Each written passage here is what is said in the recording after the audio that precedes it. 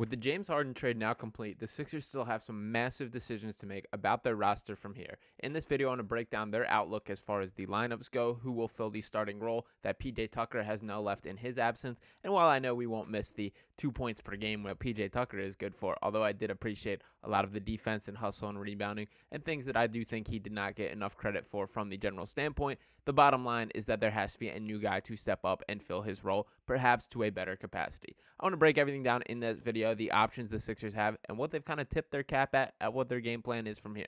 But before I fully get into it, I do want to make sure you guys are hitting the subscribe button. That at this point in time, 82% of you guys watching this video have not subscribed to the channel just yet. I want to make sure that the Sixers Digest family keeps growing, that we got a ton of big plans for the Sixers season coming up. My name is Barnard, and I will be with you start to finish on the year, so make sure that you guys are right along with me. Now let's dive into the topic of today. I do want to get into it. To start with, I'm recording this video before the Sixers take on the Toronto Raptors tonight, depending on what time this video ends up dropping. So we do not know who that fifth starter will exactly be, besides the fact of Nick Nurse hinting at Kelly Oubre will be the starter in the short term, to be determined for the long term. Now I want to start by saying that I do think Kelly Oubre has earned this opportunity. He has shined through the first 3 games of the season. A guy that has a lot to prove this year on a minimum contract, the only player in the entire NBA who averaged 20 points per game last year and is on a minimum contract. He took that as a slap in the face, and he should, because there are a lot of critics for his style of play, how it translates to winning is, I guess, a better way to put it, that the critics of Kelly Oubre will point out that he has never been on a winning team, and that is by no accident.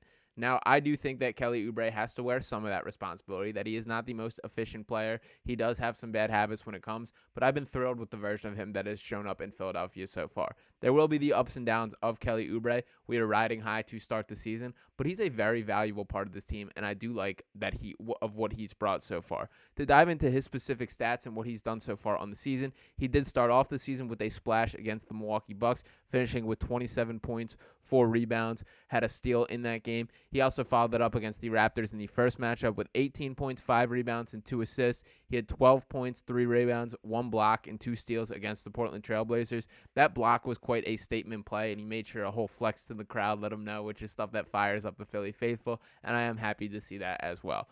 A thing to note here, and we have this as kind of a follow-up to the Kelly Oubre report, is that Nurse made note of the fact that he likes Oubre in the role that he has played off the bench and feels they get a spark from him there.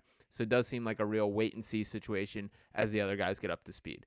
That's the bottom line of this situation, is that the Sixers don't quite know, or Nick Nurse specifically doesn't quite know what he has in the new additions with Marcus Morris, with Robert Covington, with KJ Martin, with Nicholas Batum. And for what we know tonight, to dive into the full injury report, that Nicholas Batum will be out due to personal reasons, but Robert Covington, Marcus Morris Sr., and KJ Martin are not listed on the injury report. There are no other Sixers listed as well, so it does seem like they will get an opportunity to play. I would think that pregame Nurse will tip his hand or indicate to some extent what type of run he expects these guys. I do think there's a real world where he kind of looks at them and says, like, you guys aren't up to speed enough with the offense. Let's just push this back. You guys will sit on the bench, and we'll wait till next game. But I also think there's a chance where he wants to roll them out and see what he's got. Because that is the question with this team, is there's a lot of evaluation still to be done over the next couple weeks of the season, and even stretching beyond that, all the way up until the trade deadline. That for now, the identity of the Sixers is Joel Embiid and Tyrese Maxey, and all the pieces around them are still a work in progress. That I don't want to call these guys place fillers, but I do believe that the roster that will enter the playoffs with the Sixers is going to be quite a bit different than the one that is in front of us right now. But what that leads to, or what is important based on that, is you do have to sort through this and see who is important, who needs to be replaced, who is not good enough who is not going to be good enough when the moments matter most. So that is what they have to pay attention to. And that power forward spot is what is particularly important. That, as we know, what the starting lineup looks for so far, that there is Joel Embiid, there is Tyrese Maxey, there is DeAnthony Melton, there is Tobias Harris, and then it is a huge question mark for what the next one is. So who will that be? Will it be Robert Covington? Will it be Nicholas Batum? Will it be Marcus Morris? Maybe Kelly Oubre just balls out and does keep to that. I would prefer to move Kelly Oubre back to the bench role. I like the idea of having him come off as a secondary scorer, a guy that can come into the game at a moment's notice and have the potential to heat up and change the game. He has that scoring ability in his arsenal, that he's very capable of changing the game by just getting hot in a hurry and making a strong impact. And I like the idea because the Sixers have not had that type of bench impact in several years. while I appreciate what Shake Milton has done and him kind of having this six-man role or the number one scorer off the bench role over the past couple seasons, Oubre is a massive upgrade over Shake Milton. I would even go as far back as Lou Williams to talk about the type of off-the-bench impact that we could be getting from Kelly Oubre Jr. And to speak on Kelly specifically, I'm really liking the buy-in that I'm seeing from him, that we knew what he was capable of as a scorer. We knew some of his habits as a basketball player. But what has jumped out to me is, number one, how bought in he has been defensively. He's been incredibly active on the defensive end, getting in passing lanes, interrupting, poking the ball out, causing steals, blocking shots, rotating. His athleticism very much pops and is very important to this team. That's another area where the Sixers have lacked quite a bit in recent years, is just having NBA-level athleticism on roster. No disrespect to Furkan Korkmaz and Georges Niang, but sometimes that doesn't just cut it when you're trying to move your feet on the perimeter against some of the NBA's most elite talent. Kelly Oubre is capable of that. And another thing that has jumped out is his ability as a cutter. Kelly Oubre Jr. truly does have high-level instincts for where to be on the floor, how to create his own shot without having the ball in his hands. That is a skill set the Sixers also have not had, and that's incredibly important on an offense that is still lacking playmaking to some extent.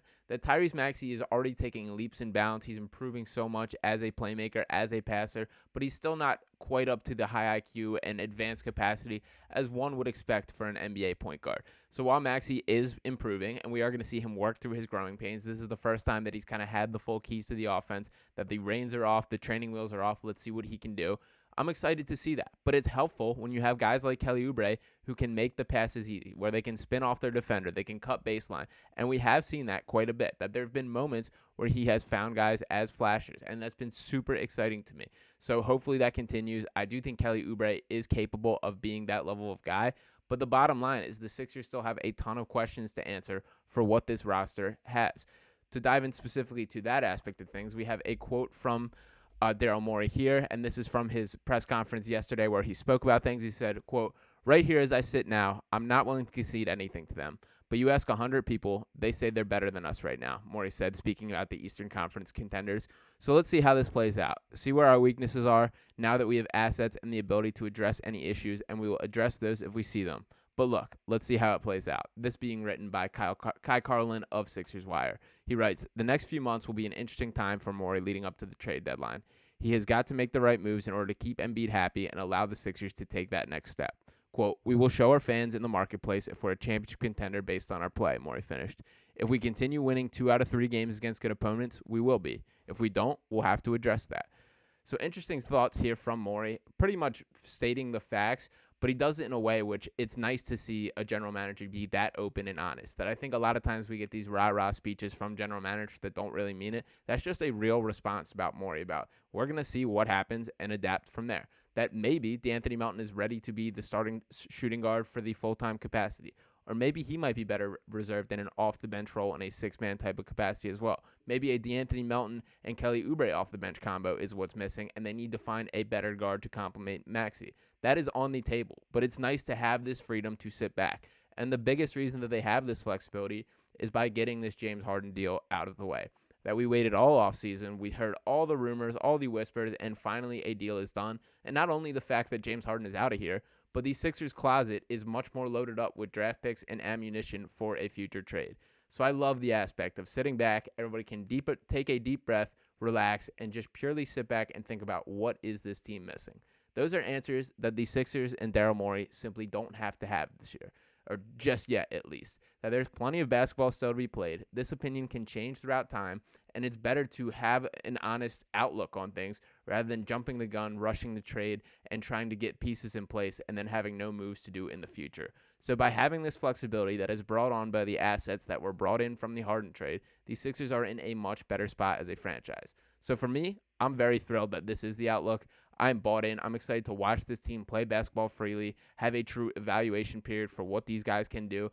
And once again, I think when we flash forward to the playoff race, that this Sixers roster is going to look quite a bit different than what it does right now. And this is all while not capitalizing or not all while without sacrificing the cap space plan that has been harped on by Morey throughout the year, talking about that he wants to put the Sixers in a unique position where they have the MVP caliber player in Joel Embiid, a rising star in Tyrese Maxey, and at least one max slot to give out to a superstar that is in the market.